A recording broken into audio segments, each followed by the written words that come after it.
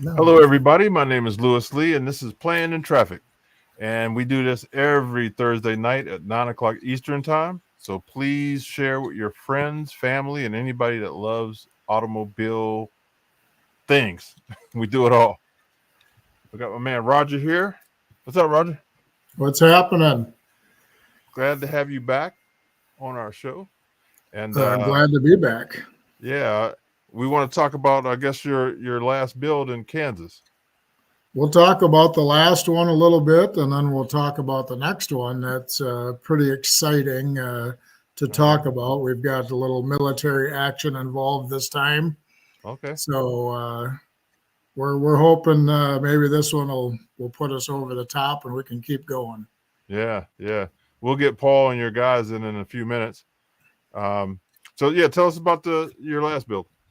Chet's here. You just gotta. I think you gotta wait for him to bring you in, Chet. So relax a little bit. Yeah, we'll get you in. So our last build was down in Goodland, Kansas, and we took a 1952 Dodge. I mean, people are calling it a milk truck. People are calling it a panel truck. I mean, we don't know if it was military. There was military green on it. Then there was a blue, and then it was a yellow. So there's so many different. I mean, who knows what it could have been, back in the day. And a local guy down there donated it to us a few years ago. And then when my buddy Dave said, let's do a build. And I said, all right, well, it's got to be Bob's. So we got to do this thing. So, it turned out, I wish I could show pictures. I mean, I'm not that skilled of the computer end of it, but it'd be so neat if I could be plugging in a picture now to show what we did. But go to our page, Wrenching for the Future, either website, Instagram, Facebook, YouTube. Check out the pictures. Check out what we did. We ended up taking a total of about, I think, 23 inches out of it between the top and then the floor. Wow. We actually cut the floor out and dropped it down farther, and we may have went a little bit too low. So no, never go too low. As long as it hits the grass, right? yeah. The tires are sitting on the fender, but we can correct that with a little leveling kit. So the tech students from that school actually just sent me some pictures today, and they got the rest of the floor done. So they're putzing with it. They're kind of getting caught up on their duties from taking a whole week off. So it was a good build. We had to cheat the burnout just a little bit by using a jack. We didn't realize how heavy the back of that thing was. Yeah. And we grabbed 6 guys to pick it up to move it over a little bit. And man, there was no moving that. So there was some weight back there, that's for sure. Yeah, so, it really looked nice. Paul, he chimed in here on the show when you guys were doing it. Okay. And all the fellas here were trying to guess what it was. I said it was a milk truck, but then other people were saying different things. But like I know, who knows? Yeah, one of the last things that it was that we know for a fact was either like a oil or grease truck or something, because inside they had the Half Moon steel welded to the floor, like 35-gallon or 15-gallon or 55-gallon drums, and it was caked with grease and oil. So the ending of its life before maybe it was parked was some sort of service truck or lube truck or something like that. But man, it was, I mean, we were scraping even underneath it from it dripping through the side or into the floor a little bit. There was an inch of solid grease and oil across the bottom of it. Wow. We had fires all over. Oh, it was great. You know what that stuff smells like when it's on fire. It's clear the shop. Yeah, that's terrible. So for people that don't know, can you explain how the whole process went with the school and the students and then your guys that came in? So basically what we're doing is where people are coming to us, like we have friends through the rat rod community that have Morning, Ray, or afternoon, Ray. Hi, Rodger. No, it's Hey. night. We have friends all over the United States. They're doing the legwork on going to their school or local area, going, hey, this is what we got going on. We want to do this. Everybody is like, bring it. Let's go. Let's go. Let's go. Yeah, I mean, nobody else is doing this. Right. So we've been very fortunate so far. And I can't wait to tell you the next one. Very fortunate so far. We probably had about 80 students in Kansas. These kids were driving from an hour and a half away every morning and every night to go back home. And we had a good group of students that came for the full week. And there's some potential in the future. There is. There's also guys that show up and screw off, and we put them in the other room and pretend they're doing something because they just got a day off of school, and you're going to get that. But we had a great group of students, and again, like down in Rankin and St. Louis, we had one great girl. She showed up. I'm here to learn. I want to learn everything. I mean, she was on fire once because she wore frilly pants one day, and didn't care. I mean, it's like dump some water on her and she went right back to welding or torching or whatever she was doing. So, and then we had a couple guys that really stood out, and they're going to be fine in the future. They'll have a future. So that's what it's about. It ain't even about the build anymore. It's about getting the kids out and getting them to try these tools, I think is the angle we're shooting for now. Right. Well, we talk on here, we talk a lot about how we need to, get younger people involved. And I do a lot of traveling across the country, and I got a couple of friends that do podcasts and radio stations over on the West Coast. And they're telling us the same thing, that they want to really push for younger people to get involved. So just don't go away, the art of automobile building. Absolutely. Yeah. We got hooked up with this RPM Enterprises, trying to help us find an avenue to auction this truck. The raffle that we're doing for Rankin it's working, but it's not working great. It's so slow, and you're happy if you sell 6 tickets, and we need to sell 1,000 tickets. Right. We don't need to, 6 is great, but we need to sell 2 more 1,000 would be great, but another 1,500, and I think we're going to be in that point where, all right, let's start trying to figure out where we're going to pick a winner, how we're going to do it. Are we going to go to St. Louis, do it in that area? We're selling tickets in all the states. I mean, that's amazing, but it's very slow. It's very slow, and I don't know. I don't think the raffle was the way to do it, but it might be the way, but we have to share it with all our people too. Yeah. Like Ray can share it with his family. I can share it with my family of guys, which Ray is part of the family, but you know what I mean? Like, everybody has a group of people that we can share it with. Sure. So you got my email and everything. Send me all that information, and I'll start sending that out to other friends that have podcasts, and we'll try to, promote it. Okay. So we got a card written up, or what it was, or we've got something written up exactly what it is, so I can get that out to you, and we can shoot that around. And I mean, it's a 37 Dodge with a LS5 4L80 for $20. I mean, who's $20? You waste that going to the gas station now just to buy a snack. Waste it. Yep, you're right. Yeah. All right, so give me that information, and we'll get that to you. And I'll start sending it out to everybody I can. Even some companies, we might be able to push a couple companies that might be able to share it too. You know what I mean? Because they got the big reach. Yeah. Or if they all decide, hey, if you buy six or $100 worth, you get 6 tickets. So that's the little bonus. So that's what I was even trying to talk to my wife is, how could we get into a company where they're going and buying every number in the lottery, so they're guaranteed to win at least once or whatever. Right. It's like, how can we do that to get 100 automotive gurus to buy a couple $100 worth of tickets? They all throw in 20, and it may, one winner, but it's going to go to their area and they can all share it. I'm fine with that. I mean, we just need to figure that avenue out.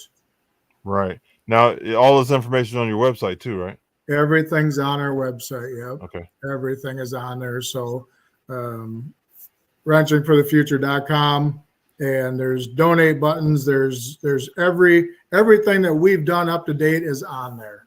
And the wife and Molly Swanson is unbelievable on keeping that all up. So we're always up to date. Good. Not good. 6 months behind. Okay.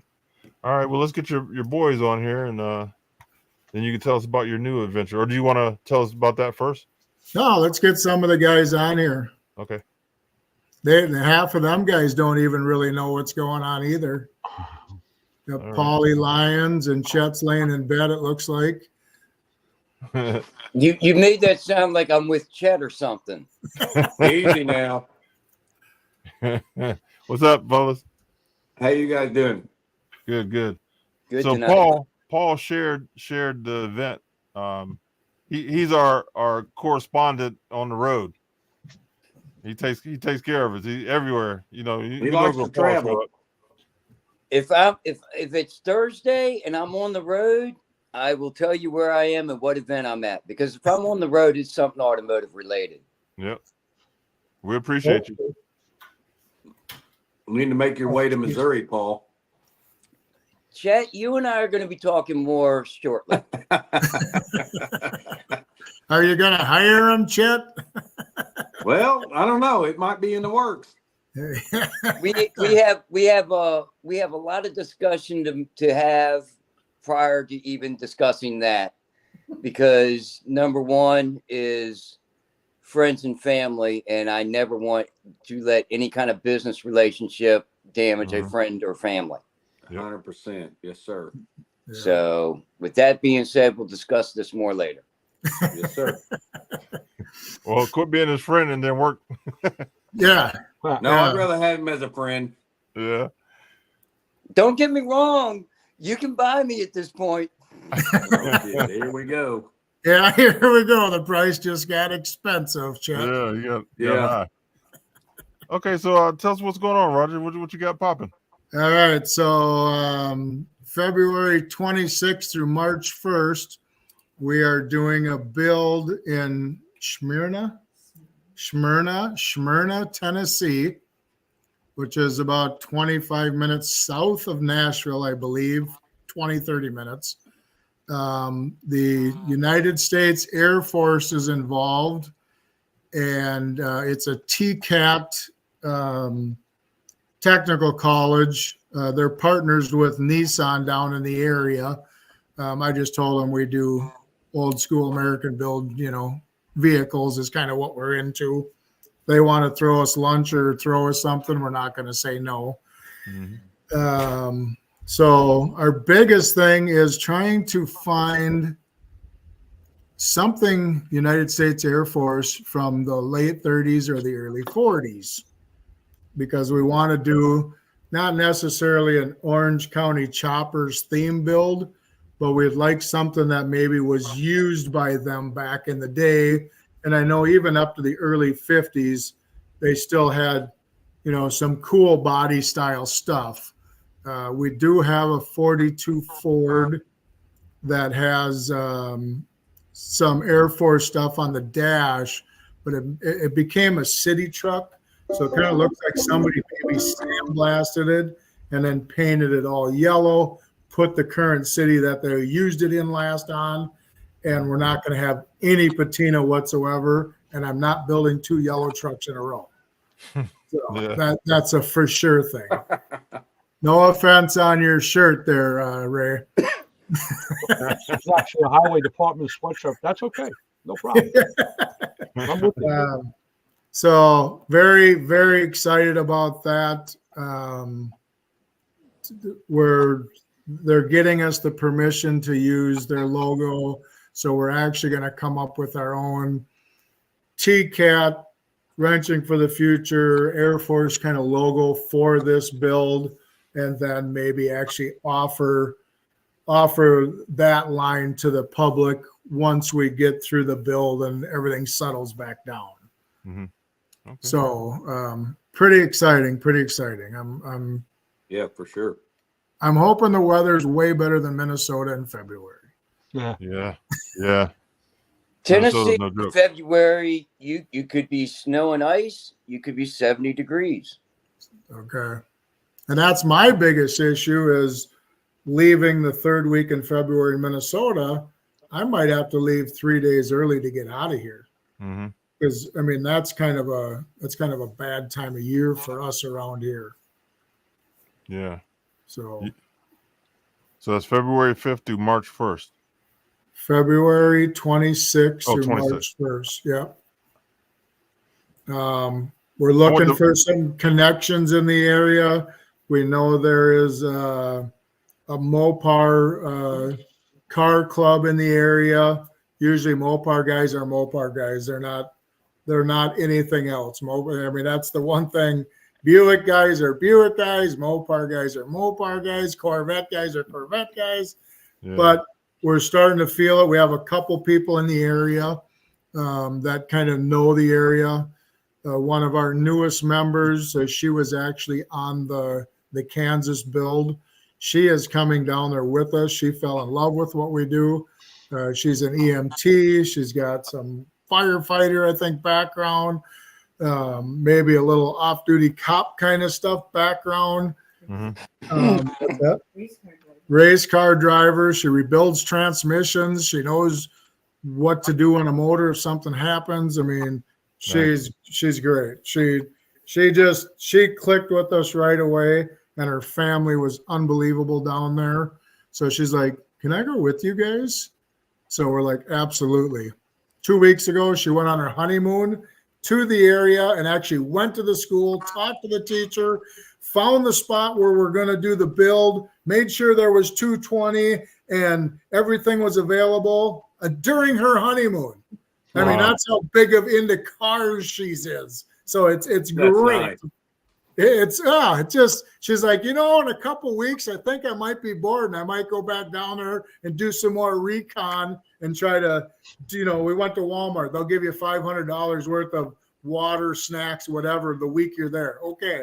Now I want to go to the parts store and and I'm like, if you want to do this, you just go right ahead because I don't have the means of just whipping on a plane down there and checking out the scene. I'm going to get there Sunday. We're going to build Monday morning.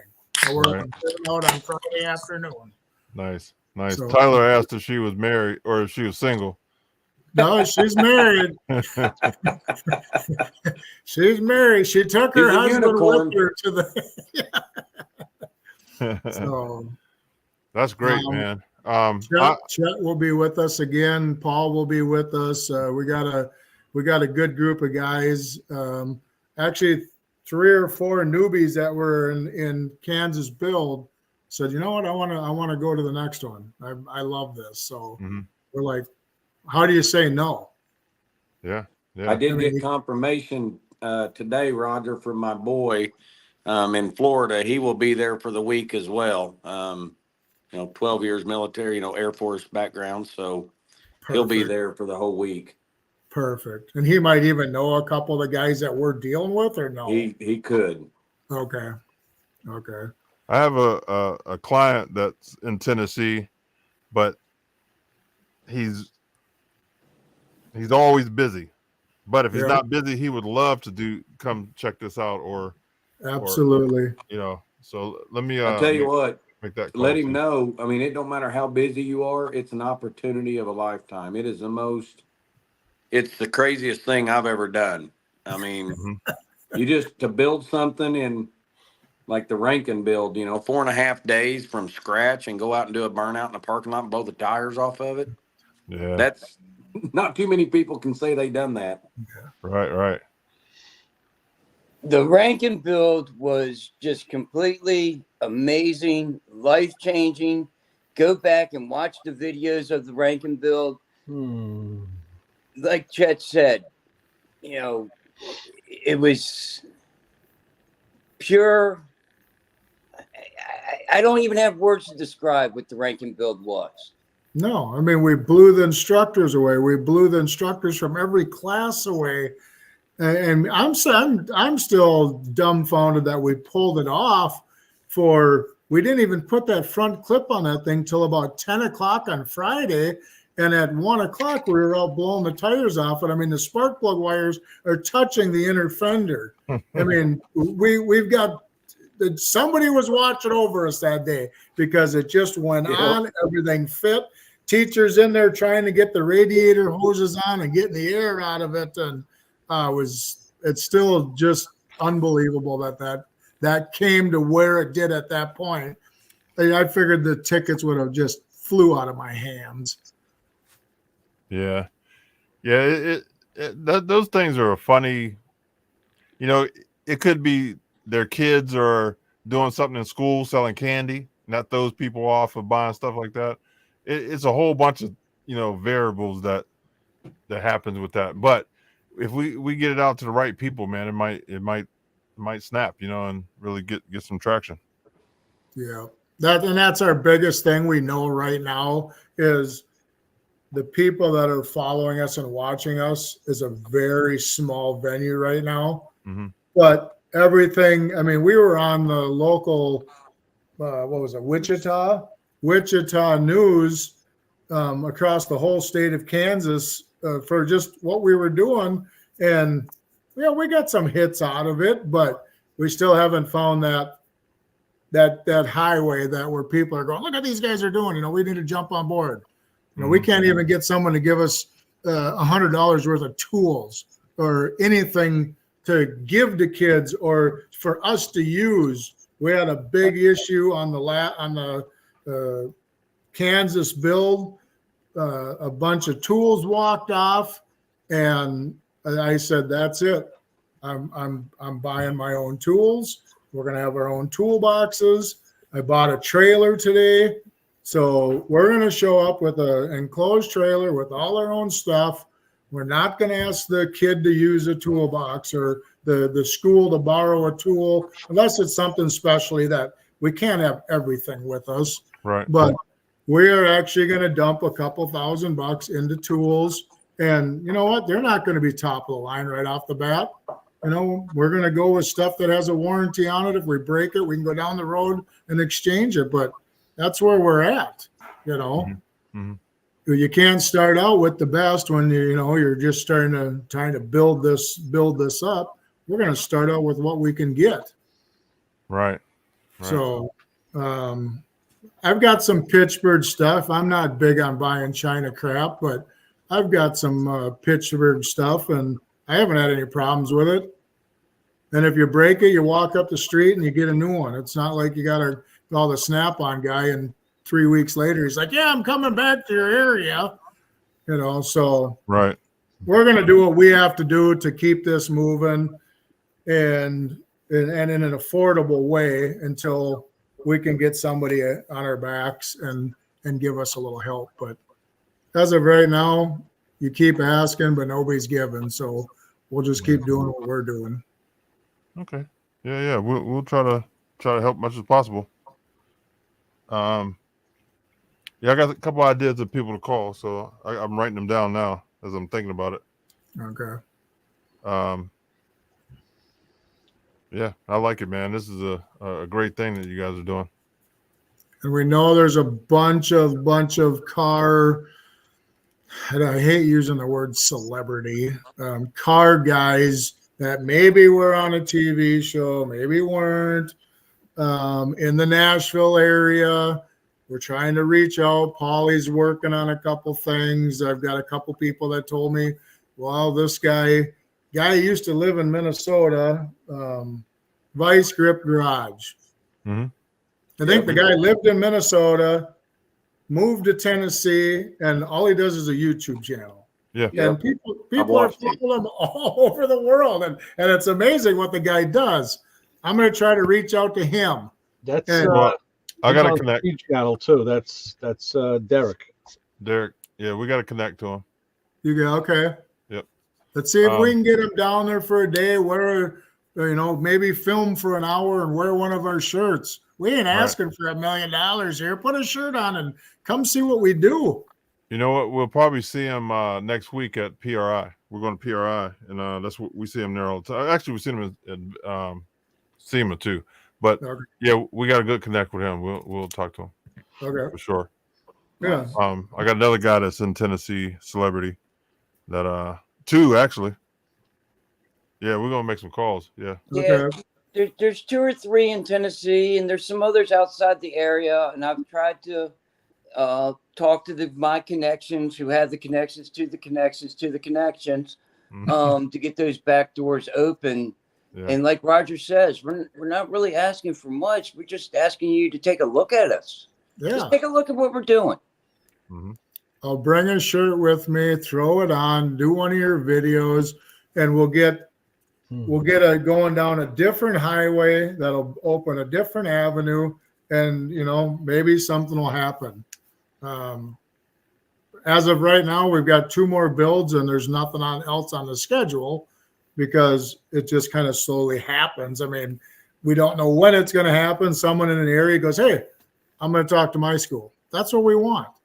Now Adrian, the one in Kansas, she's going to do a build next year, but we're not going there. She's running her own show, and that's what we need to slowly do, because I can't keep going everywhere. But if we get people that are interested enough that will follow our guidelines and do what we do, and you want to do your own build, absolutely.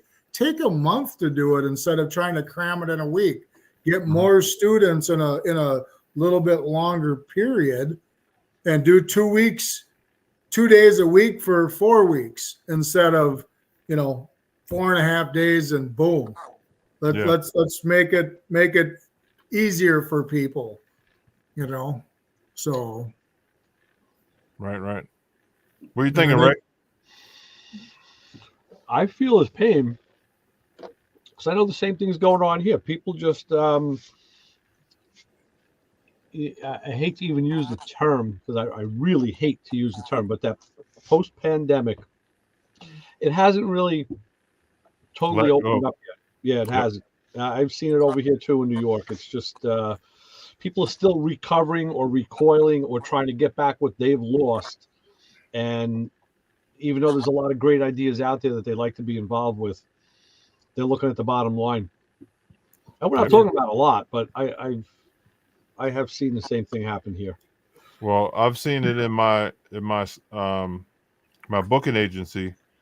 It's been slow because a lot of companies, like you said, they're holding their money because they don't know what's going to happen in the future.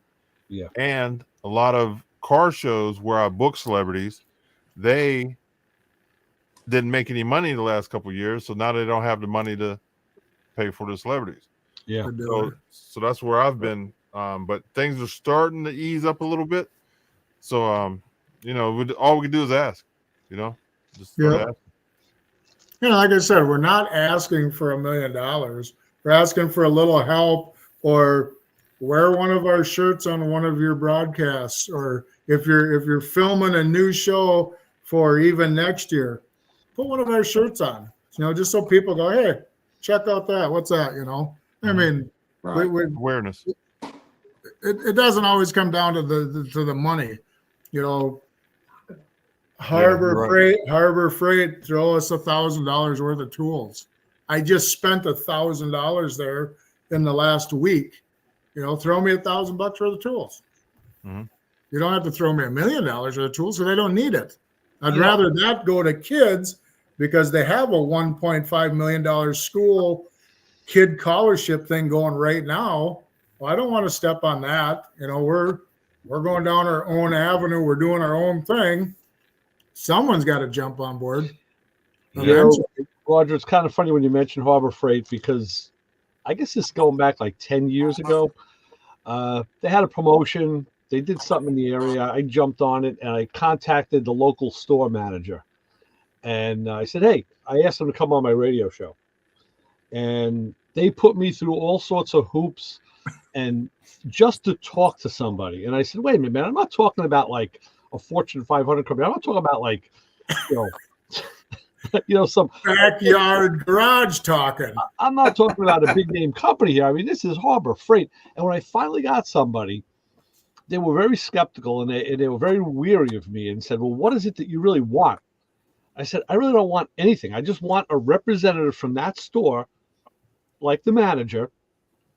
I'm a mile and a half away from the store. I want him to come on the show and just talk about the tools. I said, a lot of our listeners buy them.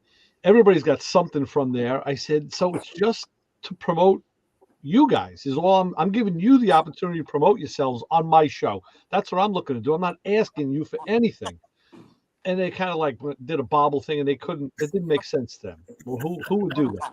I was like, well, yeah, I mean, they wouldn't do it. They said no, corporate policy prevented them from doing that. And I said, you know what? I said, if you guys are so afraid that someone's going to bash you on the air, which we're not going to do, by the way, you got bigger problems than that. So I think if that mindset is still in the company, yeah, they're just nothing. Yeah.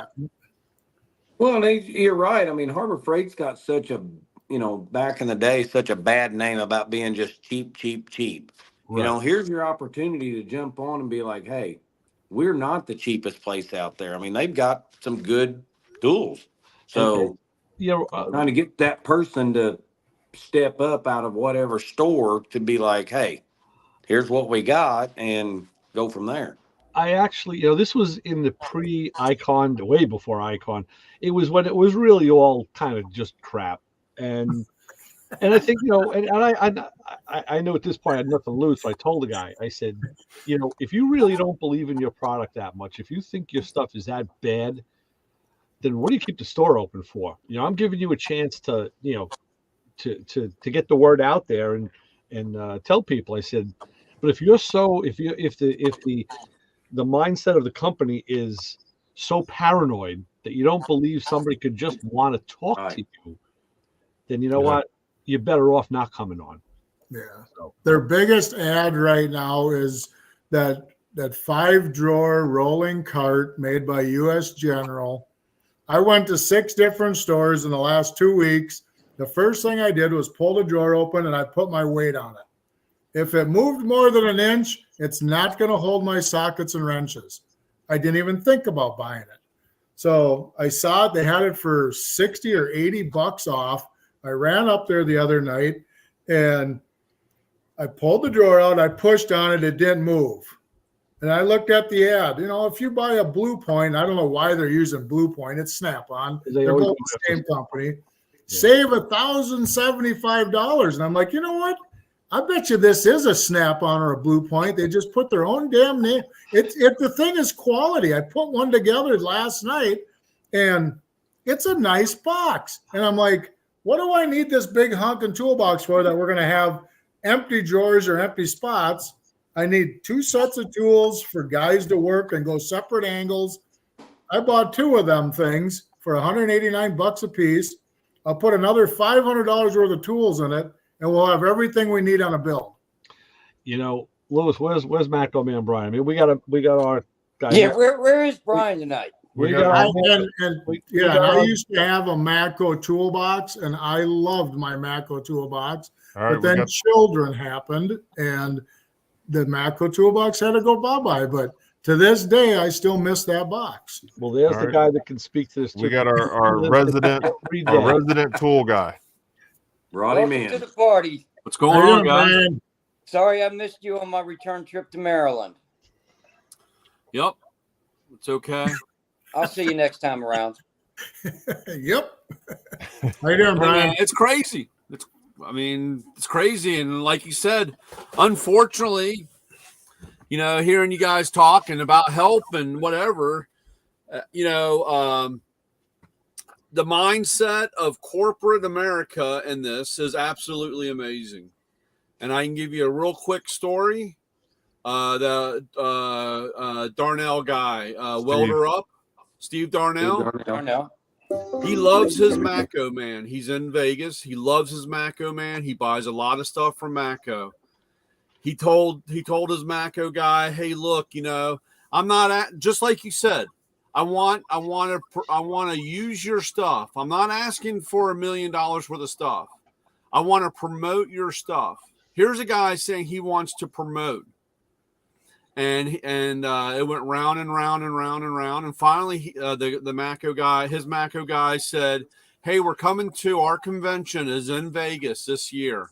We will be at the convention center at this time and period for our expo, our tool show. And that day, Steve Darnell came up with 4 of his cars and cleared the building. Everybody came out of the show and filled the parking lot up to look. And the CEO is walking around looking, and I'm standing right there with the CEO, and he's like, holy crap, I can't believe this. I don't understand this. And I'm like, why can't you understand this? Here's a guy that wants to promote. I said, if we do not do anything with him, he's going to go to Snap-on. He's not asking for $1 million worth of stuff. He's just asking, he wants this business. He wants our business along. We can use him. I mean, this guy has a TV show. He has tons of followers. Yep. And so after they all ran around, there's actually on my YouTube, Hey Mako Man on YouTube, I videotaped the event going on there. I don't know, it's 20 minutes long or whatever, and people all walking around and all the talking. We finally get back into the convention. It's lunchtime. The CEO comes over and sits down to have lunch with me and goes, man, I got to ask you a question. Man, people think those are really, he goes, those cars weren't even done, because you know how he has that old patina look, you know, the rat rod stuff. Yeah, we know him. He goes, people like that?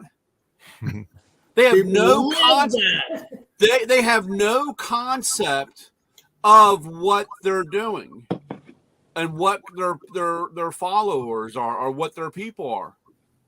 Yep. And he goes, man, you know, he wants me and the second guy to come out to his shop this week. I mean, before we leave, and he wants to give us a tour.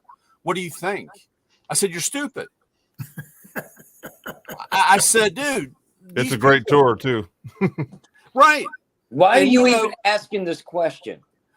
But, you know, again, you can tell these guys, and I'll give you another example. He goes, well, we don't want what happened to the Tuttles from Orange County Choppers. If you watch the first year of Orange County Chopper, there were 4 Mako toolboxes in there, and about 2.5 years down the road, they were covering them up because that's when they were doing the deal with Snap-on, and they had 10 years, 12 years of that business. But because of their issues with the tax man and all the stuff that fell apart, Mako was like, oh, I'm glad we didn't get tangled up in that. But I said, yeah, but you lost 14 years of advertisement. Yeah. Free advertisement. And that's why it's hard. Now, I know that Paul reached out to me and said, but the only problem is, as a little guy, I mean, if I do anything, it's out of my pocket. Mako doesn't, there's no support with that. And that's the problem. Just like everything else, I'm trying, I mean, you know, you talk about craziness. I went 2 years ago, it cost me $300 a month to fill my truck up to keep it running. It's now $800 a month. Yep. You know, like you said, you love to help and you want to help, but it's a hard line because, and then when you get somebody like corporate, man, they're crazy, dude. And they have no concept of what this does. And it's really a shame because, dude, it's crazy when the guy says people really like stuff like that. You know, and fellas, just to kind of encapsulate this a little, I know it's a little oblique, but you know, I told you a story how I reached out to Harbor Freight 10 years ago. I also had the Snap-on guy that I used to shop. I asked him to come on when I first met the guy 6 years ago. Crickets, nothing. Brian is the only guy who's been on the show and comes back repeatedly as a representative of his company and himself. So I'm just saying, it is what it is. Yeah. This is the real deal right in front of you. Yeah. Forget the corporate guys.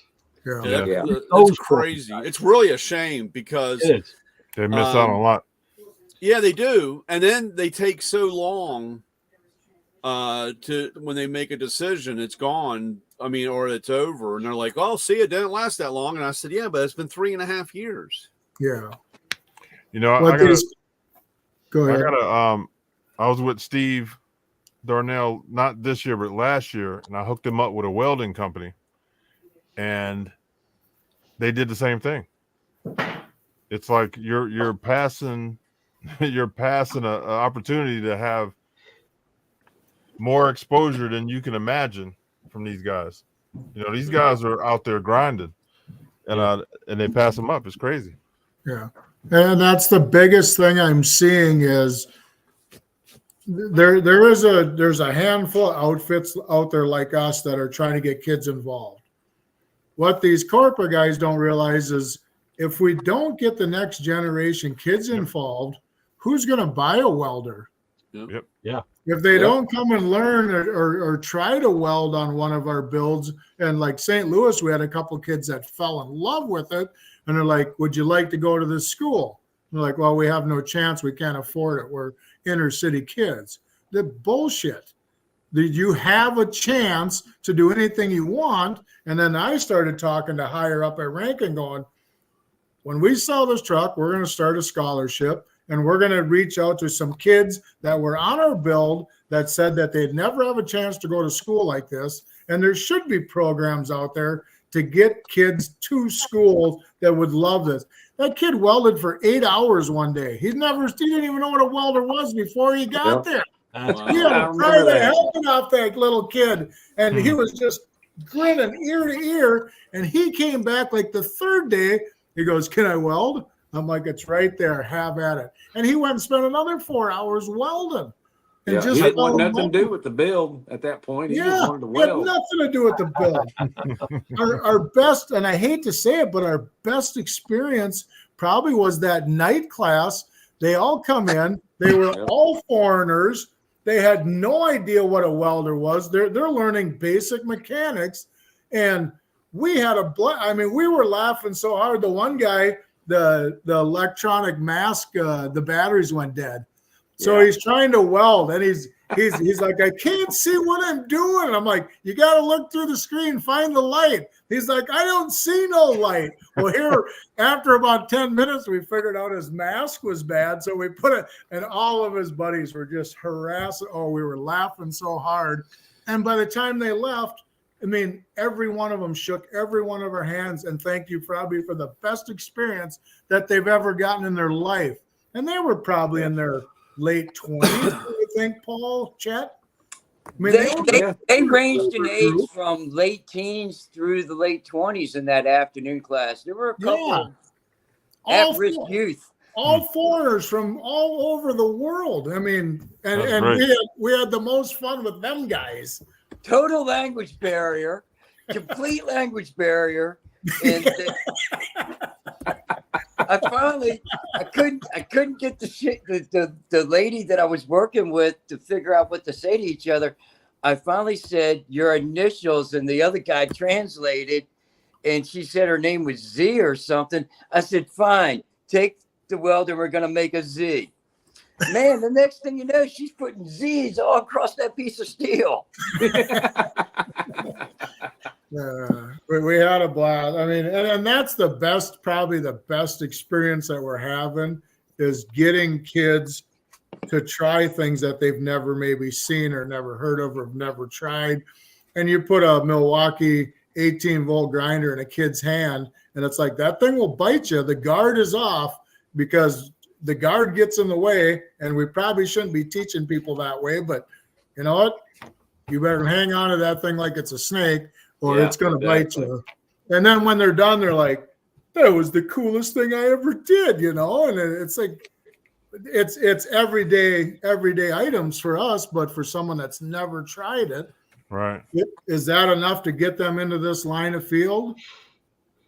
It could be. It could be. Well, you take like the girl you were talking about earlier that, you know, I'm going to call her out, Madeline.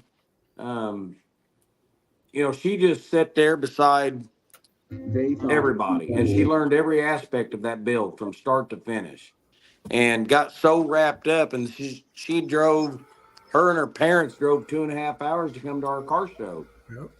Rodger, you remember that? Yep. She got a ride in the truck. Yeah.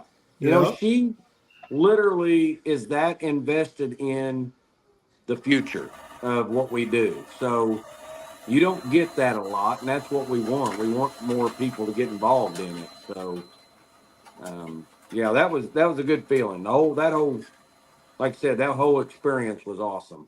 Yeah, and if you would have met, what was her name? Latrine, Mackenzie? Mackenzie. Kenzie. Yeah, we called her Kenzie. And I think her Smokey. name was LaKenzie or something. I called her Smokey. Kenzie. That's it. She, yeah, Monday morning, I thought she was a tech student the way she was presenting herself when she come walking in. Was that a macro magnet that just fell from the sky? No, that was a staple. That was a stapler taking a dive.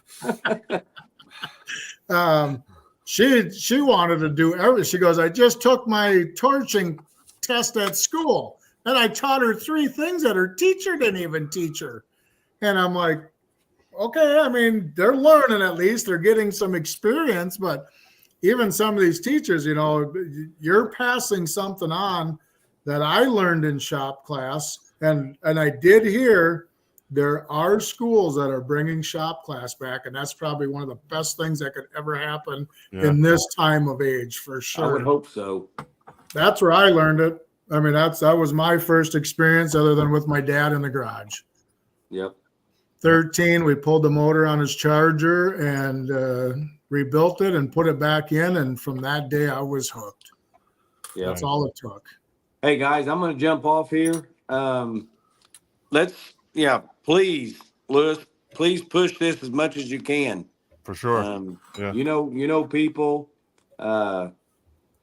Ray, so just try to help us out. That's what we need. And like I said, we're not asking for $1 million. We just want someone to get on board and, throw us a set of wrenches, and throw us a socket set or simple things like that is all we're asking. We'll put your name on everything that we do. I mean, we know corporate sucks and it always will. So we just might as well forget about that part of it. They might ease up. You might get the right guy in one day. Yeah. Hopefully. Okay, guys. Hey, good talking to all you guys. I'm going to bail out. All right. Thanks, Chad. All right, Chad. Appreciate you. We'll yell at you soon. Okay, sounds good. I'll talk to you next week. Yes, sir. Later, guys. Later. So we've got so many builders that are coming to the Nashville class because we're starting to get people that want to be involved. That I got a couple little things up my sleeve that I'm not going to get too much out of it, but we're not just building a vehicle down there. We're going to build something else. And when we get closer, then I'll let you guys in on the secret. But I'm thinking 100% Air Force theme, and I don't know what I can say without letting it out of the bag. But we're gonna step it up a little bit for them. We're looking. We've got a couple local guys that were within a couple hours of where we're gonna be. We're trying to find some sort of pinstriper painter guy that can start doing some, maybe bullet holes, the flying lady on the front of the fender. And so if you know anybody in that area that's in that line also. Lewis will come in and put the bullet holes in for free. Yeah. Hook you right up, baby. We'll just put her right out in the parking lot and let her buck, huh? Yeah. We're going to make some sort of like I was talking with a guy today, and I think it might have been Paulie, like the hood ornament, make it a sight, with the double hole with the X in it, and make that the hood ornament, and definitely not going Orange County choppers on this thing, but we definitely want to do a little bit of a theme for the Air Force. Right. So. Yeah, that's a great idea. Paul, I need you to be my, what do you call it? Liaison? Yeah, there you go. So you have a couple different clubs that you're working with, like Rodger and then some other builds. Yes. I want to put together something where we can get together maybe once every couple weeks and do Yes. a Zoom call like this and go over stuff and help us all connect and brainstorm. You know what I mean? Yes, we've discussed this in the past, and we've discussed this, you and I with other people, including Rodger and Chet at different times, and multiple other people. And yes, we need to continue to keep the network Right, tight. a little bit more hub spoked and less just spider webbed. Right. So Really share the information and coordinate for the seasons. Right. So if you can get a list of all the guys that we need to have on. You Okay. know what I mean? And then maybe pick a date where we can all get together. Okay. And then I'll set up the live feed and we can all meet. We can do it maybe on a Sunday. I think everybody's pretty much open on Sundays. And so we could build a network like you just said and help. That'll help me because I'm so busy in so many different angles. If you could help me get everybody organized, and then we'll meet, and then you know what I mean. I'll see what I can do to try to keep moving that one forward, and maybe that'll ease up a little bit of time with you to focus on the bus, so that you can follow so travel to see you guys. Start traveling the country and see all of this. Yeah, hopefully September I'll be on the road. But and that's part of my plan of my retirement is to do that. You know what I mean? Have all the dates and start making my trips towards those events. How far are you from Nashville, Lewis? 8 hours. Oh, you are still okay. Yeah. Okay. Yeah, roughly 8 hours. Okay. But February I got to check some dates. I might be coming back from Florida from a bus event. So it might be a possibility. I got to check the dates and see. I may be going down there or coming back, one or the other, around that time. So I'll have to check them for sure and see. But that's my plan is to hit all this stuff. You know what I mean? I miss a lot of functions. Yeah. That I want to hit. So that's my plan. And I see Brian sent Ray a shirt. So if you guys give me your shirt sizes and get me addresses, I'll send you guys each one of our shirts too. So the next time we come on, we can look professional. We coordinated. I'm not used to that. Yeah, I got my other nonprofit shirt on here. On my camera's backwards. I got my Eradicate Cancer Cruise, which is another nonprofit that we do. We've raised over $150,000 and given it back to families and places that are in need. Yeah, but yeah. What do you got there? I got to keep Arco's shirt. Yeah. Arco. Oh. I got the Outlaw Custom shirt on. I don't have nobody on today, do I? No, I got Ohio State. Sorry. Ohio State. There's nobody on this screen that wears a shirt that doesn't have something on it daily. Yeah. All of our shirts have something on it. Yeah, my wife always hollering at me. She goes, "Why don't you buy some other clothes instead of your friends' businesses t-shirts?" I'm like, "Babe, I got the Wrenching for the Future t-shirt on over my Eradicate Cancer Cruise sweatshirt today." Yeah. So, Louis, I'll go you one better or one worse. My wife's got Matco shirts too, and we find out, wait, you got mine. No, you have mine. We stretch them out in different ways, It's like, well, damn it, I got to put my name in the back of it now. Yeah, well, that's funny you said that because my wife has some Boss Hog shirts, and I'm like, "Well, you wearing my shirt?" Like, no, this was mine. All right, from now on, we need monogrammed shirts. Put that on. That's it. Okay, I'll work. Oh, that's like my redback socks. Right. My girls take my socks. They love that bamboo socks, and I'm wearing them right now. Yeah, I tell you, I'm supposed to get some more in for Christmas. And I'll tell you something. The black ones are different. So far, I've seen there's 2 different versions of the white ones that fit totally different, and the black ones blow the white ones away, in my opinion. For comfortability or warmth or what? Just for comfort. As soon as you put it on your foot, you feel the difference. I mean, once your shoes are on, you're walking, you don't know, but I can tell just by putting it on my foot. There's 2 different styles or feels of white, and the black is far softer than the white. It's just really. They're bamboo weaving, so it pulls the moisture away from your feet. So during the wintertime, your feet don't get as cold because there's no moisture if you're a foot sweater or if your feet sweat. And second of all, like I said, the comfort. It's good for actually a lot of guys that are diabetic and they have feet issues and so forth. It's really good with those and so forth. You sell them? They're your socks? They're redbacks. We sell them on the truck. Okay. And when I can keep them, they're a little pricey, but they're well worth the Everything cost. good is.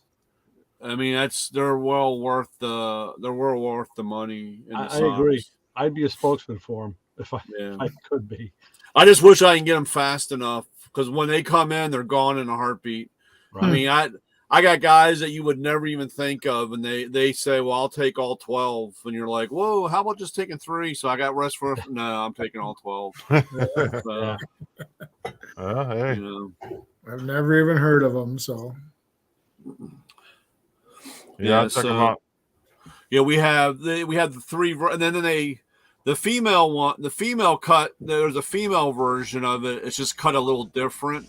But, we have like the ankle socks, and then you have short, and then you have the regular work socks, they call them, that, come up like a boot height, type thing.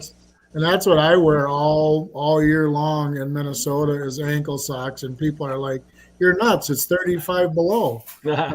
Well, there's a boot covering it, and then there's pants covering that. I mean, what do I need a sock going all the way to my knee for? When you got hairy legs, tall socks just aren't uncomfortable. So ankle socks, and I'm fine. I've never had a problem with my feet getting cold or my legs getting cold. Good. So I'll jump the other fellas in. How's it going, guys? Going good, man. Good. You guys have any ideas for us to promote? Dancing girls and tequila. Yeah. Which one's first, though? I don't know, but it all ends up the same. So, all right. Brian's not picky. No, I'm not picky. That's right. Throw in a taco, and I'm there. You know what I'm saying? Yeah, right. So, you need a taco truck. That's what you need. Yeah, we do. Taco truck with wrenching for the future on the side. Maybe we can sell a shirt. You'd be surprised what guys do for tacos. You're right. Right. They follow the trucks around here all summer. They know where they are, where they're going to be, and you know which ones are selling the good ones because they're out by the time you get there. Yep. Yeah, I don't know about now, but back in the 70s, I had a coffee truck guy used to come to where I worked. And he sold all the coffee was in the back and all the sandwiches and all were on the right side. And he never went to the left side of the truck, and I didn't know why. And I found out why. That's where he had all the weed stashed. So you butter roll your coffee out of the back, and on the other side, he gave you a bag of weed. Yeah. He was a popular guy. You had to know which side of the truck to enter for what you wanted. Exactly. Yeah, there's a few ice cream trucks around here like that. So you gotta I remember quite a few ice cream trucks in the Silver Spring, Wheaton, Kensington area. Wow. That's terrible. That's right. I can't tell no lies. Paul will back me up on that. There was a handful. Do you remember? I want to say it was called Reed's Plastics. Yes. Next to Reed's Plastics was a shop called Hitman Hardware. I think Hitman Hardware. Yeah. And it was a head shop right next to Reed's Plastics, They were taking the material from Reed's Plastics and manufacturing marijuana pipes. They got shut down. Yeah, they got shut down. Yeah. That was a long time ago. Reed's Plastics in Rockville was late 70s, early 80s. Yeah. Yeah. Roger, this is Tyler. He Mr. Longshot. He's building a bus as well. Okay. Mr. LS. Yeah, he's building a bus and so he can do mobile mechanic work. Ooh. He's building a monster solar panels so he can run all his tools and air compressors and everything off it. Well, So, time to get it done. Yeah. We've got one guy with that RPM Enterprises. He's hooked us up with one of his buddies in St. Louis. Said that he'd love to come and do that for the week down there. We haven't even set a date yet. I don't like stepping on one's toes for the next. I like getting one done and then announcing the next, but we're not even in the works yet down there. But we are doing another St. Louis build for sure. We've already discussed that. So I don't want to do them too close together because right now we have 2 vehicles that need to be sold. And in February, we're going to have 3 vehicles that need to be sold. And then if we do another one in April or May, then we're going to have 4 vehicles. And at some point, we need to get rid of one to help that school out so we can move on. So that's my biggest issue right now is trying to get an avenue to get at least the Rankin one. I mean, if we could, our goal was 3,000 tickets. I mean, I'm friends with almost 4,500 people on Facebook. Not everybody just buy 1 ticket. That's it. Yep. Not even everybody. So our networking right now is just all over the United States, but people like building their stuff. That's the other downfall of what we do is, you build it and you drive it. That's kind of the key. Everybody's proud of what they do, and I understand that. But there's a lot of people that have no skills out there. Mm-hmm. And we've got a local girl. I went to high school with her. I've known her for 40 years, 35 years. And I didn't talk to her for 25 years from school until just a couple years ago. She's already bought $1,300 worth of tickets for the Rankin truck because we named it Daisy. And her mom passed away, and her favorite thing in the world were daisies. Yeah. And she's already bought $1,300 worth of tickets. She wants this thing bad, and I'd love a kid to win it, because that's what we're doing it. But right now, I mean, we just want to sell tickets, just get these things going and get it onto someone so they can enjoy it. Right. So, what you were saying about the rat rod culture is all about, this is what I built, this is what I created, and I'm showing it off to you, and I don't care what you think. And it's harder to sell something that's done. But people got to remember, what we're providing, or what you've provided here, is basically a start, stop, steer, blank palette for however you want to personalize that vehicle to you. They're not really done vehicles because they're never done. No, never. There's some light pinstriping on it to give it just a badass look.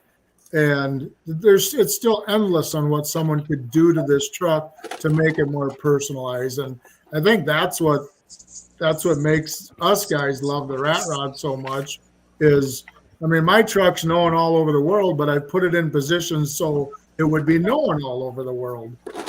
Getting it in the magazine or taking it to certain shows. We drug it all the way down to Las Vegas for the Rat City Ruckus. We took my sons all the way down to El Paso for a car show. I mean, if you're going to put it in positions where it's going to be seen and make it around the world, this truck could be that truck in a couple of years, and it could be yours for $20. But people aren't biting. Yeah. We're going to try to get it out. So, Paul, please stay on me. so we can get together and do Yes. do some talking. Yes, we got to do some talking anyway. So maybe we can have a phone call, you and I, over the weekend. You got some free time over the weekend? Let's see, wait a minute. No, Sunday. he'll be in the bus. Yes. So yeah, Sunday. I think I'm good. All right, I'll call you Sunday afternoon. Okay. Yeah, sounds good. Because I got some ideas. I'm writing them down now. I got some ideas of some people to try to reach out to. All right, don't lose the piece of paper you're writing it down on. No, man, right here. Look. Okay. You better write it down that you're supposed to call him, Paul, because I know your age too. Yeah. Thanks, Rodger. He'll be driving to Maryland, but he'll call you when he's about 3/4 of the way. Or he'll just stop by and say, I was supposed to call, but I was driving through the neighborhood and I decided to stop instead. I took a quick 8-hour drive and I'm here. I want to tell you one. Hey, Lewis, have I ever done that to you? Yeah. I want to tell you guys one funny story on the Kansas build, and we don't know how it happened or what happened, but we had a local guy that was about an hour away that donated electronic steering. I guess he's known all over the world. He's shipping these things all over the world. Complete electronic steering, and he donated one and donated installation. Huh. So keep in mind where the steering is in this story. So we're down to the 4th day, and our 3 biggest things we've got left were steering, brakes, and the electrical, the fuse box, and everything that goes to the fuse box. So the rest of the truck. Somehow, some way, Paulie, the battery was in a battery box, factory battery box. Hold on, Rodger. I got to get another Coke for this. Yeah. That's another story I'm going to tell you about Paulie and his Coke too. We know about his Coke. This cat came to our event with 12 6-packs. We were in crunch hour, and Paulie just stood up and said, I'm out of Coke. I'll be right back. He had to go to 3 different stores in town to find cold Coke. And I'm like, Paulie, we're down to the last couple hours. We need you here. So anyways, we had 3 things left on the build that needed to be done to pull it out and do a burnout. The steering, the electrical, and the brakes. The battery was on the passenger side, right inside the door, in the floor, in a battery box, 18 inches away from the starter. And Paulie starts putting the fuse box on the driver's side to the left firewall of the steering column. While the steering column guy was trying to get the steering in, while the brake guy was trying to get the master cylinder bled, the brake lines hooked up, and everything else. We've got about 3 hours left of when we said we would pull it out and do a burnout. And when we got all done, we're like, Paulie, why did we decide to put it there? And Paulie's like, I have no idea. I don't know what happened. I just started putting it in, and that's where I gravitated to. So we made a pact. From now on, no matter what, the brakes will be done before the steering, and the electrical will be on the passenger side. My man. and then while all this was going on is when Paulie went, shit, I ran out of Coke. And he just disappeared out of the school and went to the gas station and bought Coke. Well, listen, we were working on the bus, and I keep seeing all this Coke, but it was nowhere to be found in the building. I'm like, where's this Coke at? I didn't want any, but I was just curious. And Tyler says, oh, he has a private refrigerator in the back over here that holds his Coke. He's the only one drinking Coke. Everybody else drinking everything else. So, Paulie, there'll be plenty of Coke in Nashville for you. I hope so. But I'm bringing extras. 12 packs. Yeah. Okay, I'm on your website right now. Where do you buy a ticket on here? Is there? Oh, wait a minute. Here we go. Well, here's the deal. It's against the law in Minnesota and about 75% of the states now to use the R word, and that's followed by affle. Okay. Let's just say that. So that word is actually taboo in America right now because the government's not getting their cut. Is the problem what it's coming down to. Right. So, what do you have it listed as? So Aaron will send you a fundraiser link that you click on, and we've had really good luck with it. We'll get a message, a few messages a week.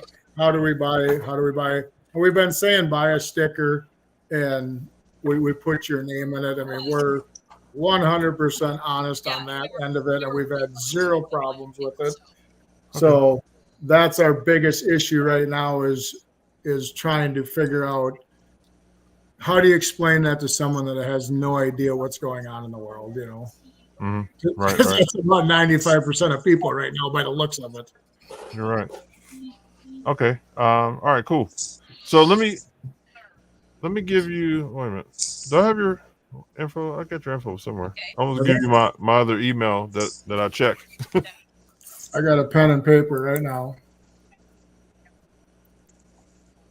Well, I don't want to say it over the air. Send it to my phone. You got my number. I think I do. Let's see. What's your name?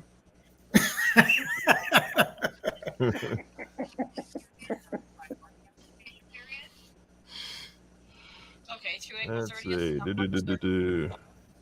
You got room for one more? If we can get one more guy on? Yeah, I do. Okay. I'll pull out if you have to make room. Just the drifter messaged me and asked if they missed it, and I told him we were still on, but he might be ready for bed now. I'm not sure. Okay, I got you. Right here. I'm gonna send it to you now. Yep. Okay. Send it to me. I'll give it to the wife, and she'll send you the link. We were doing it all over Facebook, doing everything, and then my wife she started reading rules, and then we started going, okay, well then we're gonna start something in another state, and then we started finding out that there's not very many states that even allow a raffle. It's been kind of been pushed out where they'll come after you if you're doing it. So wow, that's crazy. Yeah, we didn't need any bad. Get them in early in case it fills up. Is that your wife, Paul? No, my wife's in the other room. Yes. I don't know. That's Papa Squirrels. They better get their active because there might not be any room for them at this fabulous event. I think it's something. I think it's something in that box behind Brian. Yeah. I muted you, Papa Squirrel. we don't want you getting hollered at on live. All right, you know what? I gotta jump ship. I gotta be an adult in the morning. So you guys have fun and have a good week. And Rodger, appreciate you coming on. Hey, please come on and share more often. You know what I mean? You're always welcome to come on and just hang out with us or promote. Okay. You know what I mean? So I sent. Did you get my email or my? Yep. Okay. I got it. I already sent it to the wife, so she'll get on it in the morning. All right, cool. Paul, you are the guy. I will call you on Sunday afternoon. All right, and we'll get some stuff popping because I got some ideas. I wrote them down, and I can't even Rodger, spell right, but send I me a can read reminder on Sunday morning. Yeah. Don't worry. I'll remind Paul to call you. it. All right, cool. 'Cause I got nothing going on. Right. You got my number, Ray? Guys. See you, Lewis. All right, you guys have a good night. Have a good week.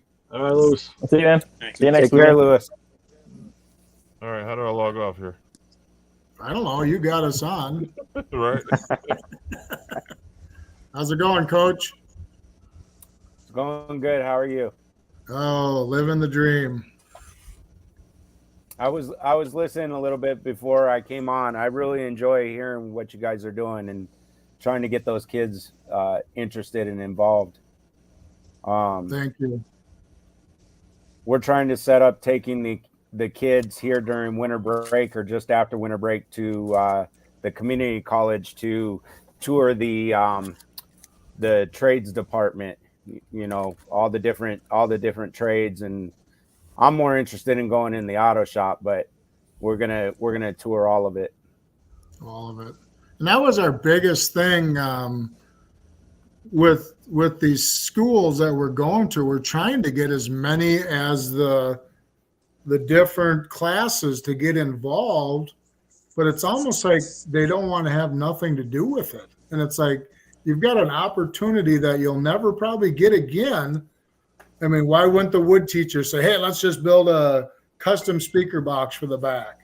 Or I don't even know if what other classes there is, the home ec or anything, let's do this for this, or the photography class, come in and do a photo shoot while we're building, but it's not happening. And I don't know if it's the teachers of the automotive are not reaching out to the rest of the school.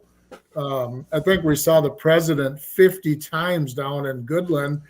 We had fun with him. We actually did a little skit. We didn't tell him. He still doesn't know. We're waiting to get the pictures.